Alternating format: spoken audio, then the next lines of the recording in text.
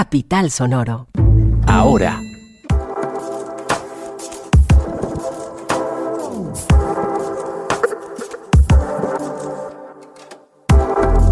Reforma a la salud pasa a segundo debate en la Cámara de Representantes. Ahora va para el Senado. Las últimas declaraciones de Marta Lucía Zamora en la Unidad Especializada Anticorrupción de la Fiscalía sobre el caso de la licitación de pasaportes. ¿Qué dijo? Resultados de las pruebas PISA en Bogotá. ¿Qué conclusiones podemos sacar? Ahora, un podcast.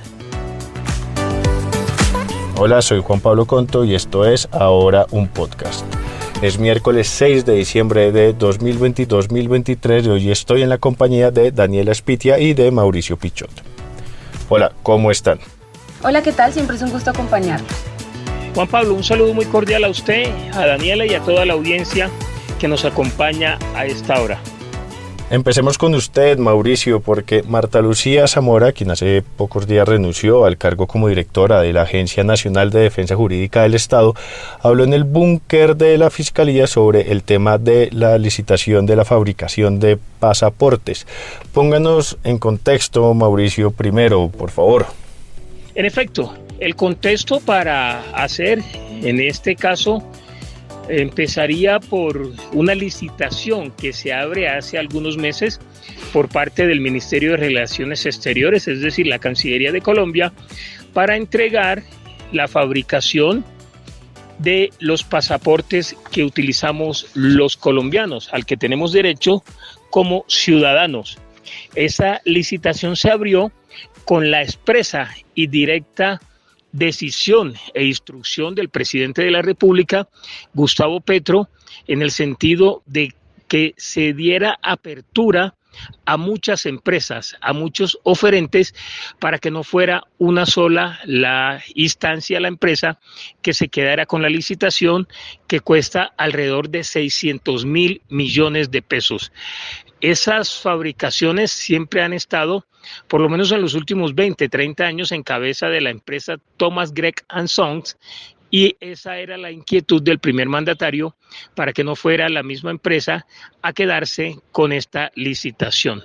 Supuestamente la instrucción, la directriz del primer mandatario, del jefe de Estado, no fue acatada por algunos de los funcionarios de la Cancillería, es decir, del Ministerio de Relaciones Exteriores, y se cometieron presuntamente algunas irregularidades que son las que habría descubierto y eventualmente denunciado la directora de la Agencia Jurídica de Defensa del Estado, la exfiscal Marta Lucía Zamora. Ella estuvo en las horas iniciales de la mañana de este martes en el búnker de la Fiscalía General de la Nación, entregando una declaración sobre estos hechos. Aquí ha habido señalamientos en relación con lo que habría ocurrido, una información periodística de Daniel Coronel en su reporte Coronel de la emisora La W Radio, decía que el canciller Álvaro Leiva había gritado, había ultrajado y había tratado de mala manera a la señora Marta Lucía Zamora, diciéndole además que ella no defendía al presidente Gustavo Petro y que el único que defendía al jefe de Estado era el canciller Álvaro Leiva Durán. Esa situación habría ocasionado obviamente incomodidad por parte de la doctora Marta Lucía Zamora, pues ocurrió en la antesala de una visita de la señora Zamora al director jurídico de Presidencia y allí se habría encontrado con el señor Álvaro Leiva Durán. Ese es poco más o menos el contexto de lo que ha ocurrido hasta estos momentos en ese caso. La misma información de lo que habría ocurrido llegó a oídos del presidente de la República y estando en Dubái, el presidente Gustavo Petro pidió la renuncia de la doctora Marta Lucía Zamora. Pero nuevas informaciones periodísticas de Daniel Coronel, recogidas en estas horas más recientes, indican que un documento de Juan Carlos Lozada, un funcionario de la Cancillería, en donde habla acerca de que no habría irregularidades en el proceso de la licitación, no habría sido escrito por Juan Carlos Lozada, sino por el hijo del canciller Álvaro Leiva. Se trata de Jorge Leiva. También el señor coronel reveló información en el sentido de que Juan Carlos Lozada tendría algunas cuentas pendientes cuando fue magistrado auxiliar de la Jurisdicción Especial para la Paz, la JEP. Allí, presuntamente, habría favorecido el accionar de algunos militares vinculados con los mal llamados falsos positivos. Eso es poco más o menos lo que ha ocurrido hasta estos momentos y lo que tiene que ver con las más recientes apariciones de nombres en este escenario. Jorge Leiva, el hijo del canciller Jorge Leiva, quien se habría reunido en un hotel en París, Francia, con Juan Carlos Lozada. En efecto, otra información tiene que ver con la captura del exmilitar John Leo Rocha. Los oyentes recordarán que este fue un ex uniformado que fue sacado y casi que expulsado de su conjunto residencial, de su apartamento en Facatativá, en el occidente del departamento de Cundinamarca, por las constantes agresiones verbales y físicas que hacía contra sus vecinos. Al parecer también tenía armamento en el interior de su apartamento, entre ellas algunas granadas, según habría dicho a algunos medios de comunicación, a algunos medios de prensa. Pues bien, en estas horas más recientes, un funcionario de control de garantías, juez de control de garantías, ordenó su detención en establecimiento carcelario, es decir, detención intramural, puesto que lo considera un peligro para la sociedad. Deberá ser entonces llevado a una cárcel para que allí se surta su detención mientras avanza la investigación. A usted, a Daniela y a toda la audiencia, un abrazo muy cordial. Escúchanos en www.dcradio.gov.co. www.dcradio.gov.co.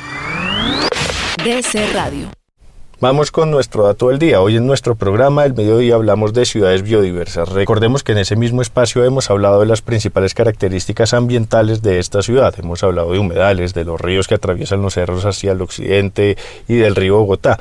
Hoy hablamos de biodiversidad en la ciudad y del concepto de ciudades biodiversas, un concepto que se está volviendo usual y que está entrando en la agenda de muchas ciudades del planeta, incluidas las colombianas. Justamente hoy se radicó en la Cámara de Representantes un proyecto de ley que busca promover estrategias para hacer de las ciudades del país más verdes y biodiversas. Está, por ejemplo, este dato.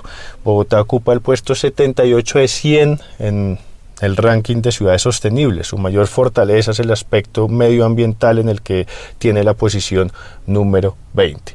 Sobre eso hablamos hoy. Si se perdió la emisión, búsquenla en YouTube, apenas acaba este podcast. Mañana hablaremos de las brechas laborales que hay en Bogotá. No se lo pierdan, a mediodía. Ahora.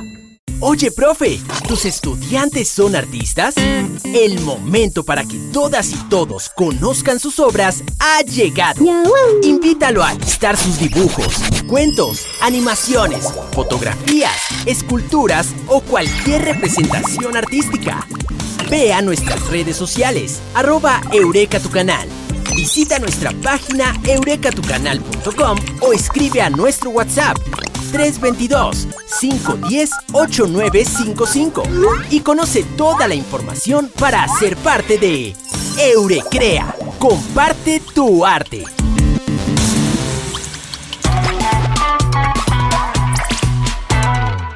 Ahora, un podcast.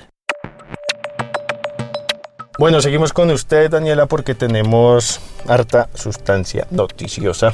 Después de 9 meses de discusiones, la ruptura de la coalición de gobierno y la salida de varios ministros, ayer martes 5 de diciembre en la noche fue aprobado en la Cámara de Representantes el proyecto de ley 339, con el que el gobierno nacional busca reformar el sistema de salud en el país. Cuéntenos, Daniela, ¿cómo estuvo esto? Bueno, pues hubo alegría en el recinto por parte de los representantes del pacto histórico, como era de esperarse, quienes con carteles que decían "la reforma es el cambio", pues por supuesto empezaron a celebrar esta decisión. Recordemos que la iniciativa, y ahí hagamos un poquito de memoria, pues había caído en una serie de retrasos por parte de la oposición, en el que en algunos casos rompían quórum y presentaban solicitudes para aplazar el debate. Esto alegando que no habían garantías para llevar a cabo justamente el debate. Constantemente denunciaban micos, hasta orangutanes en el articulado. y bueno, entre otros casos. Pero el Ejecutivo pudo superar ese bache para discutir los puntos más controversiales y pues finalmente se aprobó. Bueno, Daniela, hablemos de los artículos que fueron aprobados y en qué consisten, qué puntos clave nos puede dar. Bien, en total se debatieron 143 artículos, de los cuales se aprobaron 133 y se eliminaron 10. Entre los cuales llamó la atención de la jornada anoche los artículos 122 y 123. ¿Por qué? Porque estos le dan al presidente Gustavo Petro facultades para expedir normas que garanticen la consulta y consentimiento libre, previo e informado de pueblos indígenas, comunidades negras, afrocolombianas, raizales y palenqueras y del pueblo rom sobre sus sistemas de salud ancestrales. Pero hay que hablar de los puntos más importantes. Sin duda, el paso más grande que pudo dar la administración del presidente fue la semana pasada, cuando se aprobaron los artículos 55, 56, 66, 67, 69, 72 y 75.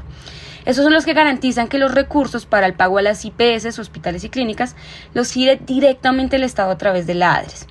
Y pues también hay que hablar, por supuesto, de que se aprobó que las EPS se convirtieran en gestoras de salud y vida. También recordemos que fue avalado que los centros de atención primaria en salud, los CAPS, que tienen el objetivo de contar con uno de estos por cada 25.000 habitantes en los territorios, pues sean creados, sean construidos. Ok. ¿Y qué artículos quedaron por fuera? Bueno, ¿qué artículos quedaron por fuera? Hay que ver que algunas pérdidas se tuvieron también en el articulado, como la eliminación del controversial artículo 42. Este pues buscaba facultar a los gobernadores y alcaldes para nombrar a los directores de los hospitales públicos. Ese punto perdió con 66 votos por el no y 53 a favor. Esto porque pues algunos representantes también de la oposición alegaban que ese mecanismo que proponía el gobierno podría incentivar el clientelismo y pues se debía hacer como un concurso de méritos para poder elegir a quienes ocuparían esos cargos en los territorios. Otra de las pérdidas también para el gobierno fue la eliminación del artículo 128, que le otorgaba facultades extraordinarias al presidente Gustavo Petro por 6 meses para actuar sobre la nueva EPS. Este fue un punto también que criticaron porque podría significar la capitalización de la entidad. Ya, según el cubrimiento que me ha hecho usted, ¿cuáles son los grandes cambios de este proyecto, Daniela? Bueno, ¿cuáles son los grandes cambios de este proyecto? Pues recordemos que su visión fundamental es que los recursos públicos de la salud sean administrados por el Estado, esto para que se garantice un derecho a la salud para toda la ciudadanía. Pero también otro de los puntos fundamentales en el sistema es la atención primaria en salud, todo esto de la medicina preventiva. También se busca consolidar un régimen especial laboral para trabajadores y trabajadoras de la salud, además de construir un sistema público de información para garantizar la transparencia de todos esos recursos. Bueno, ¿qué viene entonces para el proyecto de ley? ¿Cuál es el camino? ¿Cuáles son los siguientes pasos? ¿Qué viene ahora para el proyecto? Ahora la reforma a la salud le esperan 2 pruebas claves en el Senado, en donde tendrá 2 debates. Primero se discutirá en la Comisión Séptima del Senado y luego en la plenaria del Senado. En la Comisión Séptima, pues es posible que el gobierno tenga mayorías, pero en la plenaria la cuestión pues ya se empieza a complicar un poco más. Hay que ver aquí qué van a hacer los partidos Liberal y de la U, que también fueron claves en la Cámara de Representantes para esta aprobación. Si finalmente el Senado aprueba en estos 2 debates el proyecto, pasaría a la Corte Constitucional. Muchas gracias, Daniela, pero seguimos con usted. Ahora, un podcast. Pasemos ahora al tema de educación, porque fueron publicados los resultados de las pruebas PISA y antes de seguir, quizás vale la pena arrancar por acá para explicarle también a la audiencia, para quienes no lo tienen claro, Daniela, qué son las pruebas PISA. Bueno, seguro muchos de ustedes han estado leyendo varios titulares sobre cómo le fue a Colombia en las pruebas PISA, ¿no? De lo que vamos a hablar hoy. Pero, ¿qué son las pruebas PISA? Les cuento que es el programa para la evaluación internacional de alumnos de la OCDE, entonces, en español.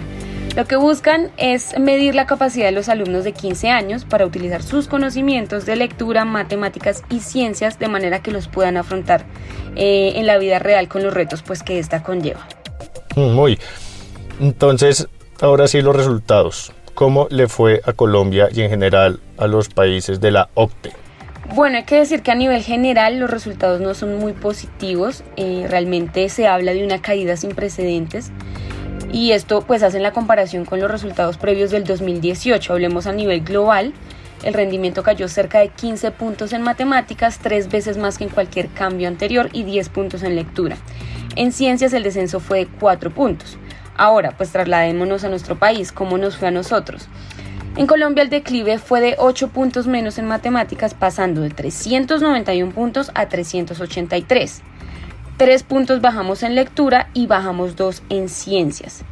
Pero ni siquiera aunque hubo una caída global a nivel general, el país pues ha podido dar un salto significativo para salir de ese grupo que está por debajo del promedio de la OCDE. De hecho, no hay ningún país latinoamericano en esta medición que esté por encima de ese promedio. ¿Y a qué se pudo deber esta caída? Bueno, incluso quienes publican este informe de la OCDE pues hablan del impacto que tuvo la pandemia en estos últimos años también, en cómo los niños y niñas percibían y recibían la educación incluso desde sus casas, o quienes también por cuestiones de conexión en zonas rurales y demás no podían recibir sus clases. Sin duda la pandemia fue un fuerte golpe para la calidad de la educación en estos últimos años a nivel global. ¿Y cómo le fue puntualmente a Bogotá? Bueno, hablábamos de que no nos ha ido muy bien en el país, pero oh sorpresa que a Bogotá pues particularmente le fue bien. El informe de las pruebas PISA muestran que la capital fue una de las pocas ciudades de la región que mejoró sus resultados. Incluso, les cuento, obtuvo mejores puntajes que el país, que Colombia, en todas las áreas evaluadas. Entonces, resultados en lectura. Les cuento que Bogotá tuvo un incremento de 7 puntos frente a los resultados del año 2018, que fue la última medición. Y en comparación al país, pues para el 2022 Bogotá tuvo un puntaje de 462 en lectura frente a 409 que tuvo Colombia. En ciencias, la capital tuvo un incremento de 8 puntos frente a los resultados del año 2018. Y en matemáticas, pues bueno, ahí sí fue que no nos fue muy bien a todos, pero igual el puntaje de Bogotá sigue siendo mayor que el del país, porque tuvieron 423 puntos frente a 383 que tuvo Colombia. ¿Y frente a esto el presidente Petro se ha manifestado? Sí, el presidente de hecho ha estado muy atento y trinando bastante en sus redes sociales sobre estos resultados. Dijo que pues básicamente fracasamos como país en educar a nuestra niñez en matemáticas, ciencias y lectura. Él pues habla de la brecha que es inmensa en comparación con los otros países de la OCDE y dice que la mayoría de niños y niñas colombianas quedan en el peor nivel, en el nivel 1, en cada uno de los 3 módulos básicos que se evalúan del saber. Así que pues hace un llamado a fortalecer, sobre todo ahora que también se está tramitando un proyecto de ley estatutaria en el Congreso para transformar la educación y que sea pues un derecho para todos. Entonces pues él también hacía alusión a esta reforma a la educación que se avecina. Muchas gracias, Daniela. Y ustedes no se vayan sin las siguientes noticias. Va a una entretenimiento y cultura porque con 80 años el músico británico Roger Waters, fundador de la legendaria banda de rock Pink Floyd, se despidió ayer del público colombiano en la que sería su última gira. Waters repasó los clásicos de su repertorio con Pink Floyd, desde las míticas canciones del Dark Side of the Moon, pasando por las de The Wall, Animals y Wish You Were Here. El concierto estuvo cargado de mensajes políticos, como suelen ser sus conciertos, entre ellos uno del cantante del presidente Gustavo Petro. Waters le pidió a Petro puntualmente que envíe otra carta a la Corte Penal Internacional defendiendo la Convención contra los Genocidios para que pare lo que ocurre en Gaza. El próximo y último concierto de su gira será en el Estadio Olímpico Atahualpa en la ciudad de Quito, en Ecuador. Bueno, eso fue todo. Ahora es un proyecto periodístico de Capital que está en televisión, en YouTube, en las redes sociales y aquí en podcast. Busca Capital Político y de vital importancia para saber lo que pasa en la política y la cultura respectivamente. Tampoco se pierda nuestro podcast de música, que se llama así, nuestro podcast de música. Ni Respeto, nuestro podcast con temas LGBTIQ+. Y despierte todas las mañanas con nuestro boletín en su correo electrónico. La escritura de este podcast está a cargo de Santiago Narváez y de quien les habla, Juan Pablo Conto. La edición de sonido está a cargo de Cian Bernardo González, la producción a cargo de Diego Guerrero, la dirección de los periodistas del Sistema Ahora está a cargo de Andrés Páramo, la de Capital Sonoro a cargo de Santiago Rivas y la del Sistema Informativo Ahora a cargo de María Paula Martínez. Este episodio ha sido grabado en los estudios de DS Radio. El oráculo Google dice que mañana habrá un 20% de probabilidades de lluvia y que la temperatura estará entre los 9 y los 21 grados. No termine el día sin información. Búsquenos en todas las plataformas del podcast y compártanlo. Ampliemos esta conversación. Chao, adiós.